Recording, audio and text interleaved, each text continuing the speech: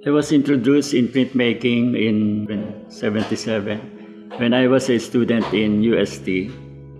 I often visit the studio of Kuya Bading, which is the older brother of Ben Cab. Tapos pinasyal niya ako doon sa studio ng PAP. It was then Philippine Association of Printmakers. Pero ngayon, Association of Pinoy Printmakers na. Later on, nalaman ko na it was founded by Mr. Manuel Rodriguez, the father of contemporary printmaking in the Philippines.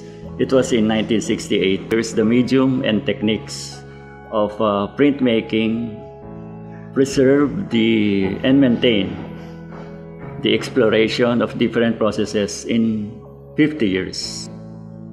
PAP conducts workshops, continuous workshops. Sometimes may bisita kaming mga foreign artist printmaker na nagsishare ng process of lithography. And we have an annual show at CCP to promote the process and to push the boundary between traditional and contemporary. Traditional, nagiging sculptural, nagiging installation art.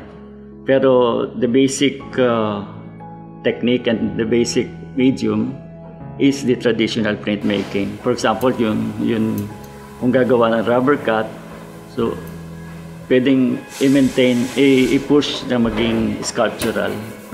Pinoy Printmakers is also a venue for young artist printmakers para to have a space, to have a common workshop wherein the young student artists can work together with the older artists here in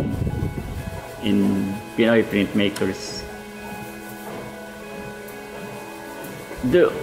More or less the objective of the association is to promote printmaking to the general public and to younger artists and to democratize art in the process. Kasi ang printmaking is multiple, meaning multiple originals. You can exhibit one design simultaneously in different venues because may edition number and all are considered original.